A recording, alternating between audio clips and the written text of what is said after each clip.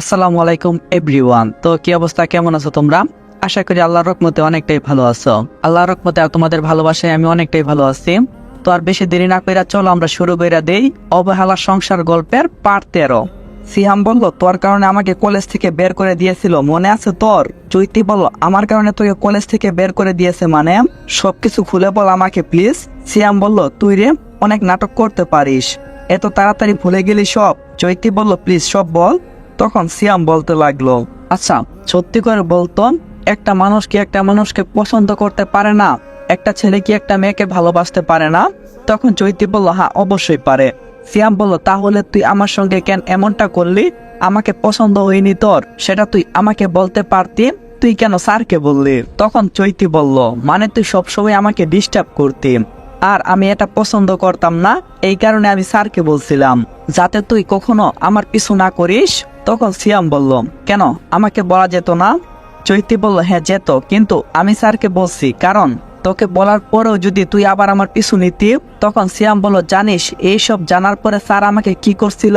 চৈতি বলল, না জানি না। তখন সিয়াম বলল, তোর এমন রিপোর্ট শোনার পরে স্যার আমাকে কলেজ থেকে বের করে দেই এবং আমার বাবা মাকে ফোন দিয়ে বলে দেই আপনার ছেলে একজন দর্শক, রাস্তাঘাটে ছেলে মেয়েদেরকে ইফতিজিং করে। কেমন সন্তান জন্ম দিয়েছেন হে। কথাটি শুনে আমার মা হার্ট স্ট্রোক করে মারা যায়। এতটুকু ভুলের জন্য আমাকে এত বড় একটা মাসুল দিতে হবে তা কখনো আমি ভাবতে পারিনি। এখন সময় এসেছে প্রতিশোধ দেওয়ার, আমার হাত থেকে কেউ তোকে বাঁচাতে পারবে না। তখন চৈতি বলল, প্লিজ বোঝার চেষ্টা কর, আমি যদি জানতাম আমার এতটুকু কথাই এত কিছু হয়ে যাবে, বিশ্বাস কর আমি কিছুই বলতাম না, আমাকে ক্ষমা করে দে প্লিজ। সিয়াম হাসতে লাগলো আর বলল, এত সহজ না, আর এত সহজে তুই আমার হাত থেকে রক্ষা পাবি না। চৈতি বলল, কি করবা, মেরে ফেলবা আমাকে? সিয়াম বলল, দেখো কি করি আমি এখন, তুমি তো আমার আসল রূপ আদৌ দেখোনি, আমি আমার সেই রূপেই তোমাকে শেষ করে দেব। চৈতি বলল, মানে? তখন সিয়াম বলল, মানে তুমি আমাকে ইফতিজিং এর মামলায় দিছিলা না? স্যার তো বলছিল যে আমি নাকি তোমাকে ইফতিজিং করি, আর ইফতিজিং ওরা কি করে, মেয়েদের মুখে এসিড ছুঁড়ে মারে, আমি তাই করব যাতে মানুষ তোমাকে দেখে ভয় পায়, কোনো পুরুষ যদি তোমার এই চেহারা দেখে তোমার কাছে না আসে। চৈতি বলল, প্লিজ এমনটা করিও না, তোমার দুইটা পায়ে পড়ি। তখন সিয়াম বলল, আচ্ছা ঠিক আছে, আমি তোকে মারবো না, তুই আমার মাকে ফিরিয়ে এনে দে আমার কাছে। চৈতি বলল, এটা যদি সম্ভব হইতো তাহলে অবশ্যই নিয়ে আসতাম, বিশ্বাস করো। সিয়াম হাসতে লাগলো। সিয়ামের হাসি দেখে চৈতি বলল, হ্যাঁ আমি কি মিথ্যা বলতেছি, হাসতেছিস কেন? সিয়াম বলল, এই অনেক কথাই বলতেছিস, এখন চুপ থাক, আমার কাছে আমাকে করতে দে। কথাটি বলে সিয়াম চৈতিকে এখানে রেখে রুম থেকে বের হয়ে যায়। একটু পর রুমে আসে ব্লেড আর লবণ পকেট থেকে বের করে, যা দেখে চৈতি জিজ্ঞাসা করলো, কি করবে এগুলা দিয়ে? তখন সিয়াম বলল, তোর এই লোভনীয় শরীরটা আমি কাটবো আর লবণ লাগিয়ে দেব, খুব মজা হবে তাই না? চৈতি বলল, আরে তুমি কি পাগল হয়ে গিয়েছো? একটা মানুষ কখনো একটা মানুষের সঙ্গে এমন কাজ করতে পারে? সিয়াম বলল, কেউ করতে না পারলেও আমি পারি। চৈতি বলল, আল্লাহর দোহাই লাগে আমার সঙ্গে এমনটা করিও না, আমি মরে যাব। সিয়াম বলল, তোকে মরে ফেলার জন্যই তো এমন কাজ করতেছি আমি। এই কথা বলি সিয়াম চৈতির শরীর থেকে সবকিছু খুলে ফেলে দিল, ব্লেড দিয়ে আলতু করে পিটে আঁকতে লাগলো। সিয়ামের এমন পাগলামি দেখে চৈতি ভীষণ ভয় পেয়ে যায় এবং ব্যথায় কান্না করে দেয়, হাউমাউ করে কাঁপতেছে। চৈতির কান্না দেখে সিয়ামের মন গলছে না, সিয়াম যেন বলতেছে, কান্না কর, আরো জোরে কান্না কর, তোর এই কান্নার শব্দ পুরো এলাকাবাসী শুনতে পায় যাতে। কান্না ভেজা কণ্ঠে চৈতি বলল, প্লিজ তোমার যা লাগবে আমি সবকিছুই দেব, প্লিজ আমাকে এমন করে কাটিও না, আমার অনেক কষ্ট হচ্ছে, একটু বোঝার চেষ্টা করো। সিয়াম বলল, কাটলাম, তাতে এই অবস্থা, যদি একটু লবণ দিতাম তখন কি হতো? সিয়াম বলল, আচ্ছা অপেক্ষা করো, লবণ লাগাইতাছি।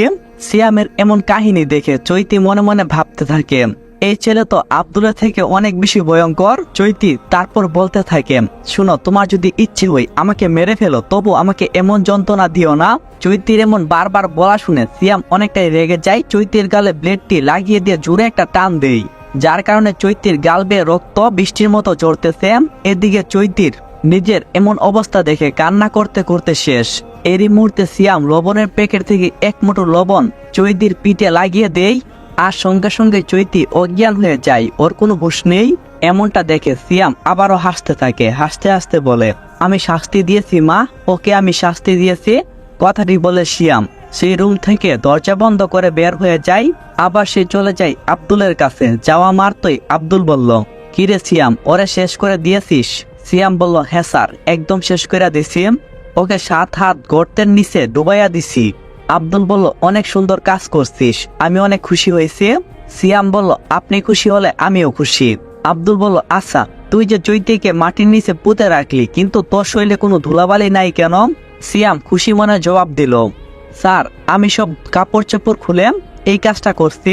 আব্দুল বলল, ও আচ্ছা, তোর কথাই কেমন জানি মনে হচ্ছে, আমার এমনটা লাগতাছে যে তুই চৈতির কোনো কিছুই করিস নাই। আব্দুলের এমন কথা শুনে সিয়াম বলতে থাকে, স্যার, আপনি কি যে বলেন, আমি আপনার গুণগান সব জায়গাতেই করি। আপনি এটা কিভাবে ভাবলেন যে আমি এমনটা করব, আপনাকে ঠকাবো? আব্দুল বলল, সেটাও ঠিক। সিয়াম বলল, আচ্ছা স্যার, একটা কথা বলি। আব্দুল বলল, হ্যাঁ বল। সিয়াম বলল, আচ্ছা, আপনার কাছে যে বাচ্চাটি আছে, ওকে এই পর্যন্ত বাঁচায় রাখছেন কেন, মেরে কেন ফেলেন নাই? আমরা তো এত সময় দেই না তাদের। আব্দুল বলল, আমি এখন কি করব, এইসব তোর কাছ থেকে শুনতে হবে আমাকে? সিয়াম অনেকটাই বই পেয়ে যায় আর বলতে থাকে, সরি স্যার, আমাকে ক্ষমা করবেন। আব্দুল বলল, তুই যা ভুল করছিস, তোর কোনো ক্ষমা নেই। সিয়াম বলল, প্লিজ স্যার, আর কখনো জিজ্ঞাসা করব না আপনাকে, একবার আমাকে ক্ষমা করে দেন। আব্দুল বলল, তুই ক্ষমা পাওয়ার যোগ্য না, আমি তোকে শেষ করে দেবই আজকে, কথাটি মাথায় রাখিস কিন্তু। সিয়াম বলল, স্যার, আমি আরো কত ভুল করছি, তখন আপনি কোনো কিছু বলেন নাই, এখন একটু কিনা বললাম, আপনি খেপে গেছেন। আব্দুল বলল, তাই না? সিয়াম বলল, অবশ্যই স্যার। তখন আব্দুল বলল, আমি তোকে কেন মেরে ফেলবো তুই জানিস, নাকি আমি বলবো? সিয়াম বলল, হ্যাঁ স্যার, বলেন। আব্দুল বলল, তুই চৈতিকে কিভাবে বাসায় নিয়ে গেলি, আগে বল। কথাটি শেষ হওয়ার সঙ্গে সঙ্গে সিয়াম নিজের পিস্তলটি বের করে আব্দুলের দিকে ধরে, যা দেখে আব্দুল হাসতে হাসতে বলতে থাকে, তোর তো অনেক সাহস হয়েছে, যেই প্লেটে খাস ওই বুকে লাথি মারস।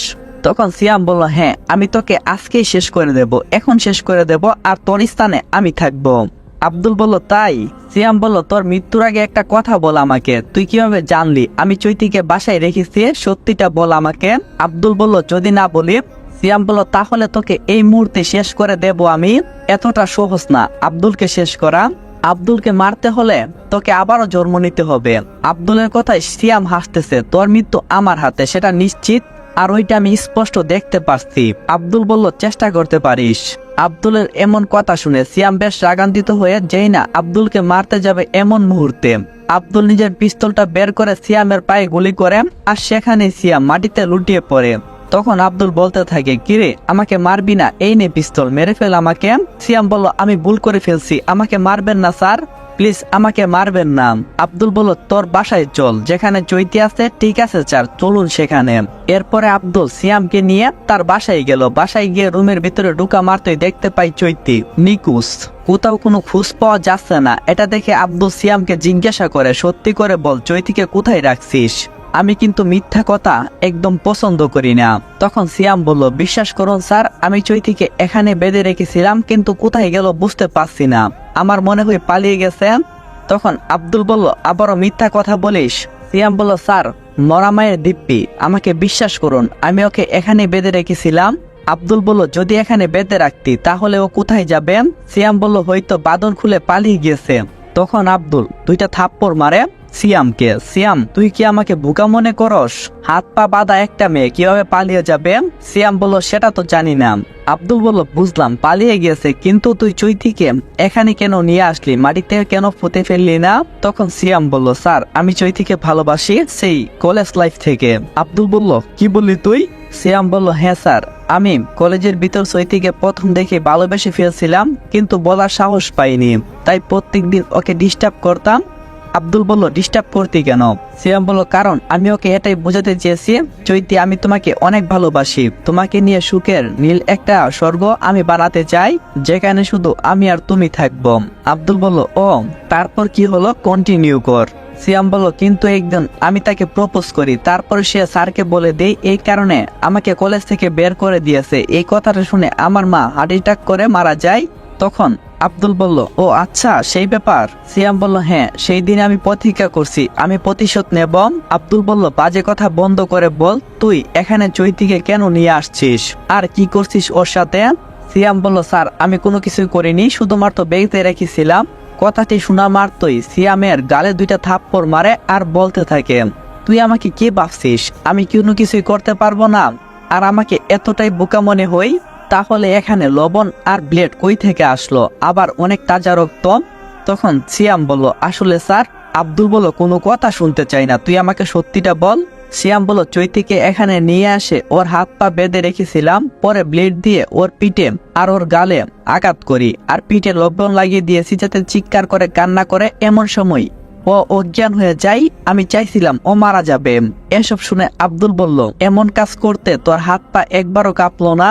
তখন সিয়াম বলল, কেন কাঁপবে? আমি চাইছিলাম এভাবে কষ্ট দিয়ে ওকে মেরে ফেলবো, কিন্তু পালিয়ে গেলাম, সেটাই বুঝলাম না কেমনে গেলাম। আব্দুল বলল, কিন্তু ওর আগে যে আমি তোর মৃত্যু দেখতে পাচ্ছি, কি করা যায় সেটা বল। সিয়াম বলল, আমাকে ক্ষমা করে দিন স্যার, এই ভুল আর কখনো আমি করব না, আপনাকে কথা দিচ্ছি। তখন আব্দুল হাসতে থাকে আর বলতে লাগে, আমার আদালতে কোনো কিছুর ক্ষমা নেই, ভুল করছিস, তোকে শাস্তি পেতেই হবে, এটাই নিয়ম। সিয়াম বলল, প্লিজ স্যার। আব্দুল বলল, ক্ষমা করব তখনই যখন তুই বলতে পারবি যে চৈতিকে তুই কোথায় রাখছিস, আরে ও এখন কোথায় আছে।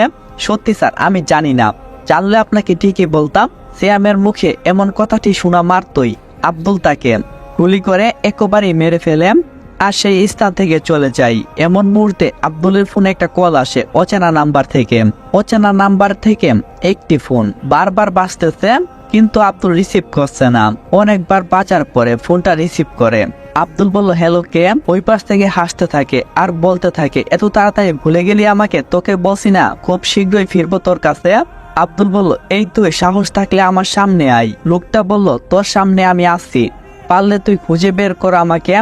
আর হ্যাঁ, সিয়ামকে শেষ করে দিলি চিরতলে, শুধুমাত্র সিয়ামকে না, তোকেও শেষ করে দেব, শুধুমাত্র সময়ের অপেক্ষা। শুন, আমার সন্তানকে উদ্ধার করতে যাচ্ছি, যদি পারিস আমাকে আটকিয়ে দেখাম। কথাটি বলে চৈতি ফোনটা কেটে দেই। এদিকে আব্দুল চৈতির এমন কথা শুনে আশ্চর্য হই, কারণ চৈতির এত সাহস। এছাড়াও আমার সন্তানের কথা কেমনে জানলো, খোঁজ কিভাবে পেল, যেটা আমি ছাড়া কেউ জানে না। হাজারো চিন্তা মাথায় ঘুরপাক খাচ্ছিল। এসব চিন্তা বাদ দিয়ে তাড়াতাড়ি গন্তব্য স্থানে যাওয়ার জন্য রওনা দেই, যেখানে বাচ্চাটিকে রাখা হয়েছে। এদিকে চৈতি হাসিবকে জিজ্ঞাসা করে, হাসিব তুমি আমাকে বাঁচালে কেন? তার মানে সিয়ামের হাত থেকে চৈতিকে হাসিব বাঁচিয়েছে। হাসিব বলল, শুনো চৈতি, তোমাকে কেন বাঁচিয়েছি সেটা জানি না, তবে তোমার জন্য আমার অনেক কষ্ট হয়। চৈতি বলল, মানে? হাসিব বলল, জানি না, এইসবের উত্তর আমার কাছে নেই। চৈতি বলল, শুনো, তুমি এখন চলে যাও এখান থেকে, কারণ তোমার ভাই যদি জানে যে তুমি আমাকে সাহায্য করছো, তাহলে ও তোমাকে শেষ করে দেবে।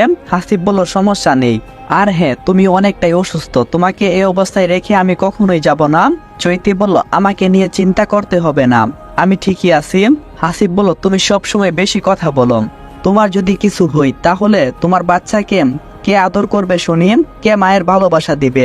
চৈতি বলল, তুমি বলতে কি চাচ্ছ সেটা বলো তো, কারণ তুমিও তো এতটা ভালো না। হাসিব বলল, আমার মনে কোনো খারাপ উদ্দেশ্য নেই, আমি শুধুমাত্র তোমাকে সাহায্য করতে চাই, এটাই। চৈতি বলল, ভালো। হাসিব বলল, আমি জানি আমি খারাপ, কিন্তু আমি ভালো হতে চাই, সুন্দর করে বাঁচতে চাই। চৈতি বলল, যদি এটাই চাও তাহলে আমার সামনে থেকে এখনই চলে যাও, আমি চলে গেলে তুমি খুশি হবে চৈতি? হাসিবের কথাই চৈতি বলল, হ্যাঁ।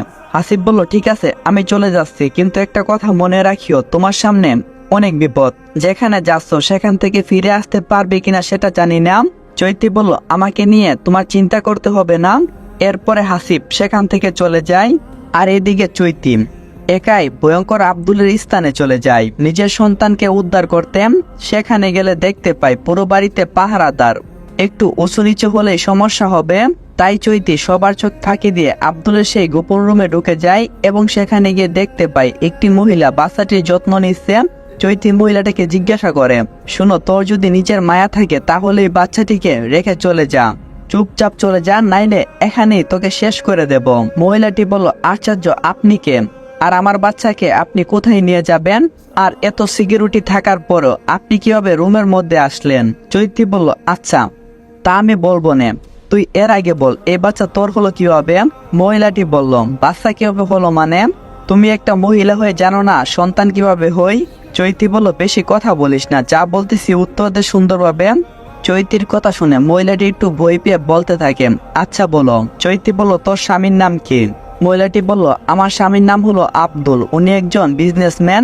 চৈতি বলল, এই বাচ্চাটি কবে হয়েছে? মহিলাটি বলল, প্রায় 1 মাস হবে। আচ্ছা, আপনার গালে এগুলা কিসের দাগ? মনে হচ্ছে ব্লেড দিয়ে কেউ কাটি দিয়েছে। চৈতি বলতে থাকে, শোন, তোর স্বামী একজন কুখ্যাত গুণী, তোর সাথে মিথ্যে পরিচয় থাকে। এটা শুনে মহিলাটি হাসছে আর বলছে, আপনি বললেন আর আমি মানব, সেটা কখনোই হবে না। কারণ আমি জানি আমার স্বামী কতটা ভালো মানুষ। আমার স্বামীর মতো মানুষ এই পৃথিবীতে নাই, বুঝলেন? চৈতি বলল, ও তাই? তাহলে তোমার স্বামী এখন বর্তমানে কোথায় আছে? মহিলাটি বলল, আমার স্বামী অফিসের কাজের জন্য একটু বাহিরে গেছেন। আচ্ছা, আপনি কে আমার স্বামীর নামে এমন মিথ্যা বানোয়াট কথা কেন বলতেছেন? এমন সময় পিছন থেকে আব্দুল বলে ওঠেন, আরে ওটা আমার চাচাতো বোন চৈতি, ওর মাথায় একটু সমস্যা আছে, প্লিজ তুমি ওর কথায় কিছু মনে করিও না বউ। আব্দুলের এমন কথা শুনে চৈতি ভাবতে থাকে, আশ্চর্য, বউয়ের সামনে এত ভালো সাজলো কি করে? কাহিনী কি একটু পরে আপনারা বুঝতে পারবেন। গল্পের সাথেই থাকেন। আর এই পার্টটা কেমন হয়েছে অবশ্যই কমেন্টে জানাবেন। আর নতুন হয়ে থাকলে চ্যানেলটা সাবস্ক্রাইব করবেন। আর অবশ্যই কিন্তু একটা লাইক দিবেন। আর কমেন্টে আপনার মূল্যবান মতামতটা জানায়েন। ভালো থাকেন, নিজেকেও খেয়াল রাখেন। আল্লাহ হাফেজ।